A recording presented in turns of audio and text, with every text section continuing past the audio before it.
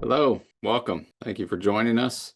My name is Glenn Bates. I'm with Woods and Bates in Lincoln, Illinois. My information's on the screen there. This is a presentation called How to Help Your Parents Plan for the Future Without Overwhelming Them. So I want to go through some information today and then some practical tips, how to talk to your loved ones, whether it be your parents or other loved ones, about estate planning, why it's important, and how we can attack that issue with some tact and without overwhelming people. So, just to start out, I want to go through a little bit why this is important. We believe estate planning is important because it avoids fighting, avoids surprises. We're going to set clear expectations for what's going to happen when somebody passes away or when they're disabled. We want to ease that transition of not only assets, but a person's morality, the things that they believe in, and make sure that that person's wishes are carried out in the most economical way possible. And sometimes that may involve some tax avoidance so that we can get maximum benefit to the beneficiaries. Just a short outline of where we're going today. Do a little pre-planning for our planning webinar. Want to talk first about what a last will and testament is and compare that to a revocable living trust. What's the difference? What those documents do. Talk a little bit about ownership and beneficiaries, why this becomes important. And then there's some drafting considerations I want to go through with you, what information we need to begin this process, or what information a parent may need to begin this process. Talk briefly about some lifetime or charitable donations and if these are important, what we can be thinking about in our estate plan. And then some practical tips about how to approach this conversation with parents, loved ones, about how can we start them on this path to make sure everyone's protected adequately. And then finally, we'll just summarize a little bit and be around to answer any questions. So let's start with defining what is my estate.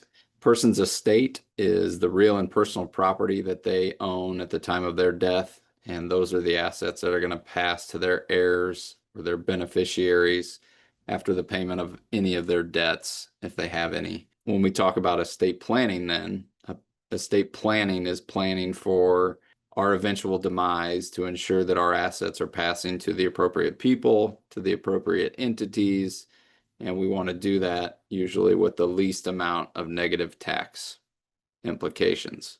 Okay, so one of the ways that we do that is with what we call will-based planning, and a will is a last will and testament. And what that document is a person writing down where they want their things to go on their death. So that document goes to a probate court and gets admitted to the probate process. And that court process then, during the course of that process, we will have an executor appointed, which that will nominate. And that executor is going to be the person that winds up the affairs of the deceased. So they pay the bills, they collect the assets, they then distribute the assets according to the terms of that document. It can do some other things too. Can be a powerful document. Can do things like nominate guardians of minor children. We can create trusts within that will, but just generally, it's a document that we're going to use to make sure that it says, here's where things go when I die. Now, we're going to compare that type of planning to what we call trust-based planning. And the trust we're going to talk about today is what we call a revocable living trust. And that's a trust that's created during someone's lifetime. So that's the living part of it. And revocable part of it means that it can be done away with, it can be amended, things like that during that person's lifetime as long as they're able. But in this type of planning, we're going to retitle assets into the name of the trust. This trust is going to nominate a trustee, usually from the outset. That's the person that's creating the trust, as long as they're able to act. This does not negate the need for a will. We're still going to have a will, but usually that will is going to say, I leave everything I own to my trust. And we call that a pour over will. And this type of planning will hopefully avoid the need for probate and for that court process if it's done correctly. And when I say done correctly, I mean we've funded the trust with the assets that we own. There's pros and cons to each of these approaches. But if somebody passes away and they don't have a will, they don't have a trust, etc., that person is known to be intestate. So in that case, their assets are going to pass according to the laws in our state, the state of Illinois. and charitable entities aren't going to benefit. Maybe the people we want to inherit aren't going to benefit. It's all going to be determined by statute.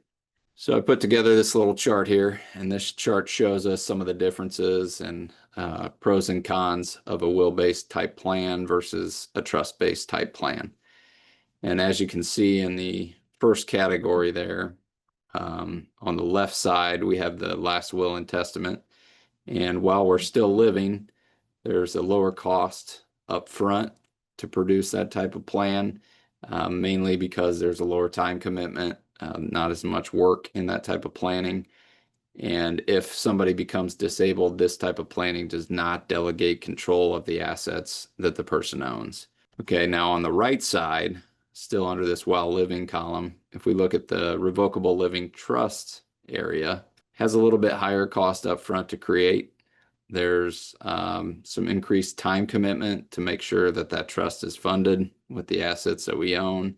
But one of the advantages of this type of planning is that the successor trustee named in the document is going to be able to control those assets in the event of disability. So it's not just going to be in the event of death.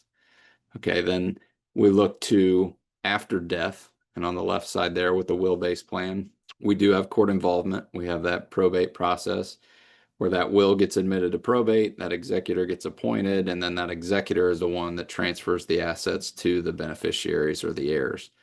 There's a higher cost at this point in the process because this is a court process. It can be time consuming. There could be delays in getting the executor appointed and getting access to estate assets to pay bills and things. And with a will-based plan, there is no privacy. So probate court records are public. Anybody that wants to go look at those, they can go see those. Then we jump over to the right again, and after death in a revocable living trust, there should not be any court involvement because we've funded that trust appropriately. That successor trustee automatically steps in. They distribute the trust document, the trust assets according to the trust document. Should be some minimal cost in that if we've done everything correctly, minimum time commitment, and there's not going to be any delay. That successor trustee steps in automatically by operation of the document, and that trust document is going to be private. So the only people that are going to see that would be beneficiaries, trustee, any creditors of the deceased if we had any. So there's some pros and cons there both ways, and some of those things are more important to others than some. So one of the things that comes into the mix of this also is ownership of assets and beneficiary designations. So these become important when we're making an estate plan because these types of things have the ability to take precedence over what our will says or what our trust says if we're not careful. So we want to look at all the assets together holistically and see how are these things owned, who are the beneficiaries named on the accounts, are there transfer on death designations, because those would take precedence over what the will says, and we don't want those to run in opposition to the plan we're trying to create. So it's important to keep this in mind even once we have an estate plan in place, because we want to review that plan from time to time. It's possible that new assets come in, we buy, we sell, we do some of these things, or some of our life circumstances change. So we want to make sure that those things are being reviewed. These documents are up to date and they do what we want them to do. So this is another little chart I put together here. And this, I think, helps outline for you what is the gross taxable estate. So we've talked about the probate process and beneficiary designations, joint ownership, things like that. When we start talking about estate taxes are levied on the gross taxable estate, which is made up of all of the assets somebody owns at the time of their death, regardless of how they are owned. So we classify those into two different types of asset classes, if you will. We have probate assets on the right there, and these are the assets that the deceased person owned only in their name, no joint owners, no beneficiaries. Those are the assets that that will is going to control. So as you can see there in dark blue, the will is going to say so-and-so inherits. That person would be the person that inherits under that will. On the far right then is somebody that dies intestate without a will. They're heirs at law. according to the state of Illinois, are going to inherit those probate assets. The left side covers non-probate assets, and those non-probate assets are going to be things like assets owned jointly with rights of survivorship, assets that list beneficiary designations, payable on death, transfer on death, any assets owned in a trust. So as you can see, joint owners would automatically inherit, beneficiaries inherit, trust beneficiaries inherit trust assets. So depending upon how things are owned, what the beneficiary designations are, things like that, that becomes important when we talk about probate or no probate. But as far as gross taxable estate, that covers everything. Another set of documents that come into the mix when we're doing estate planning are powers of attorney. And there's two different types of powers of attorney. There's a property power of attorney and there's a healthcare power of attorney. So the property power of attorney nominates an agent to transact business on behalf of the person signing that document during their lifetime. And that can be either out of convenience, I'm out of the country and I need somebody to sign something for me, or out of necessity, I'm in a coma, I need somebody to pay my bills, do those things for me. So that agent under that document is going to be able to do that. The healthcare power of attorney nominates an agent to deal with medical professionals, doctors, hospitals, medical records, and do things like make life-sustaining treatment decisions. Do I or do I not want to be kept alive by artificial means? We bring these up in the estate planning realm because just like a will, just like a trust, person signing these documents has to be competent to sign them. And all too often we see it's too late when people need these, they haven't done them, and then they're not competent to sign them. So getting these done early, getting these done at the same time is always a wise decision in our opinion. So once we understand some of the options, some of the things we think about when we're meeting with clients, when we're talking with clients about estate planning are, do I have an estate tax problem? We talked about the gross taxable estate, and we asked clients to compile a list of assets and note their ownership. Do I own it jointly? Do I own it individually? Do I have beneficiaries? Things like that. And we look at that list to see, the total value of that list. Is it above or below the estate tax threshold? And if it's above, are there things that we need to do differently to try to limit or eliminate those estate taxes? So then, who do I want my things to go to? Who do I want my assets to go to? Is that an individual? Is that an entity? Is that a charitable entity? Things like that. Do I need to protect some of these heirs and beneficiaries from themselves? Are they minors? Are they spendthrifts? Are they addicts? Are they not going to be able to handle the money? Do we need to protect them from themselves? And then who's going to act in some of these roles? Who do I want to act as the executor of my estate? Who do I want to act as a trustee of my trust? What if those people can't act? Who am I going to nominate in their absence? So we talk through those things. If you have minor children, this is somewhat of a unique scenario. Who do you want to care for those minor children? There's a differentiation in Illinois between a guardian of an estate and a guardian of a person. Do I want that to be the same individual? Do I want it to be two individuals? Do I want it to be different people for different roles? What if they're not willing to act? Who do I want to step in? Should I create a trust for these kids? Am I confident that they're going to be responsible with an inheritance when they turn 18? If I'm going to create a trust, who's going to handle that money? And then are there specific things that I want to go to specific people or places? So are there any specific bequests of property? And we go through all those with clients when we're meeting with them. And then, that kind of moves us into, are there gifts that I want to make while I'm still alive? Maybe I feel that my beneficiaries could benefit more now than they would when I die 20, 30 years from now. So how do I do that? What's the best way to do that? In a charitable giving situation, it doesn't matter. You can give them as much as you want. There's no ramifications to that. might get a nice tax deduction. But when it comes to gifting to individuals, any individual can gift to any other individual an amount that doesn't exceed $19,000 in any calendar year without having the requirement to file a gift tax return.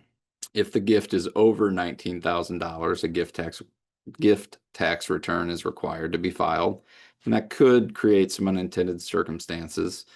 It may be an estate tax planning issue where we don't want that gift to come back and haunt us later. A recipient of a gift typically would take the donor's tax basis. So if the recipient is going to turn around and sell the asset that's being gifted, that could create some unintended capital gains taxes. So we don't want to do that to our beneficiaries either. So those are some of the things that we talk about if we want to give money away now or give assets away now. If we do get into charitable gifting, some of the considerations that we bring up are, which entities do I want to support? Do I want to do that now while I'm living? Do I want to do that later in a will or a trust? Do I want to do a little of both? What if that entity's not around? If I'm leaving it later, what do I want to have happen to it then? Would it be better to do it now? Are they going to see more benefit? Am I going to get to see the fruits of that gift while I'm still alive? Do I like that idea better? Would this type of giving reduce or eliminate estate taxes potentially? That can be a strategy. And then, is the beneficiary of the gift a sound steward of solid history? Do we have a track record that we can look at and say this entity is going to do good things with the money that I'm going to give them? So we discuss with clients all of those things. Now, some people, I will tell you, avoid these discussions altogether. They don't want to talk about it. They don't want to hear about it. They're gonna be dead and that's it. Somebody else is going to have to deal with it. And I would submit to you that is not a good plan. But how do we bring this up, and how do we bring it up tactfully to our parents, to our relatives, things like that? How do I approach this conversation? So one of the suggestions I have is just some education. I saw this video online today. I'm going to send it to you. Take a look at it and let me know what you think. This particular presentation is going to be recorded and it'll be available on our website. Maybe you send that to them and you say, I watched this. What are your thoughts on this? Is this something that you've done? Maybe you can bring up in conversation. I saw a blog post. Blinn posted a blog about estate planning, and I've been thinking about this. Is this something that you guys have done? Maybe you could ask them, even to the extent of, if you became disabled during your lifetime, is somebody set up to take care of what needs to be taken care of? Does somebody have the appropriate authorization to pay bills for you, to deal with a nursing home or what have you, so that we can do what we need to do to take care of you? And I think the best suggestion that I can give you is to be the example for what you want to see. Much like anything, if you lead by example, it helps a lot. So having your own estate planning in order, letting people know, this is what I did, this is why I did it. I think it's a really good idea. Here's where I think it's important. Here's where I think it's going to really help my family. I think that goes a long way in convincing others that it's a good thing to do. And, if all else fails, the attorneys at our office are happy to facilitate some of these discussions. We have a specific process we follow that we share with people. So there's no surprises. They know this is what happens. This is where we go. This is the roadmap to get us a plan that we're happy with. And then we have what I'll talk about a little bit more in detail is our client care program, which is set up to review these things, and make sure that they remain current and make sure that people continue to be happy with the plan that they've created. So I'm going to put up on the screen for just a second here a QR code. If you want to get your phone out, pull out your camera app, it should give you a link to our what we call 7-step legacy builder process. And this is a document that it's going to send you to that gives you a little more detail about the process that we follow at our office at Woods and Bates when we're doing estate planning for clients. And that process is fairly straightforward, but we have documented that and make sure that everybody knows what to expect to avoid some confusion, and make sure that everybody's on the same page. So the first thing that we do when someone contacts us about doing estate planning is we will create a secure online portal and ask the client to sign into that and to provide us with some information. That's going to be basic information like name, address, telephone number, email address, children's names, email addresses, etc., assets, things that we talked about earlier, so that we can look at that and we can talk with the clients when we meet with them intelligently about what we think might be the best type of plan. So then we would schedule a meeting once we have that information with the client. They would come in, we would discuss the information they've submitted, discuss many of the things that I've already talked about at that meeting, and design a plan for the client. At that meeting, we would discuss what the plan's going to cost, the price of the plan. We would ask that the client sign a representation agreement that is a written document that says this is what we're going to do, this is what we've agreed on, and then we're going to do that work and we're going to send the client copies of what we've drafted. Now, those draft documents, the client's going to read through, they're going to review those, and then once they've had a chance to review those, they'd come back in, talk with the attorney about, I have some questions about what this says, what this means. I kind of changed my mind on this. I want this to say this, whatever the case may be. We're going to get those documents just the way that we want them to say what we want them to say. And then we're going to have the client sign those originals of those documents and make the plan official. So it needs to be signed, it needs to be in writing, and we're going to ensure that we have sufficient witnesses, notaries available to make sure that that's all done correctly.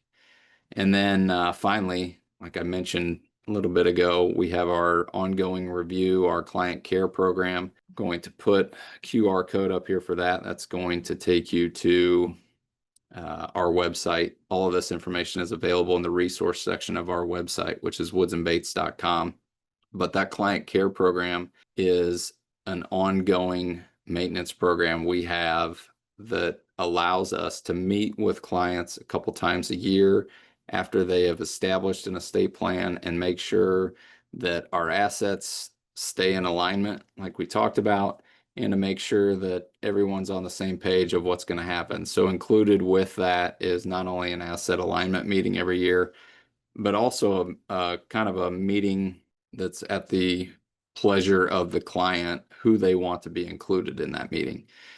That meeting can include children, grandchildren, trusted advisors like estate planners, financial advisors, CPAs, anyone that person is going to have help them. Maybe they're nominated executors or trustees in their documents, if those are not children or grandchildren. So anyone the client wants involved in that meeting, those are the meetings where we all get on the same page and talk about any issues there might be to make sure that everything goes smoothly when the time comes.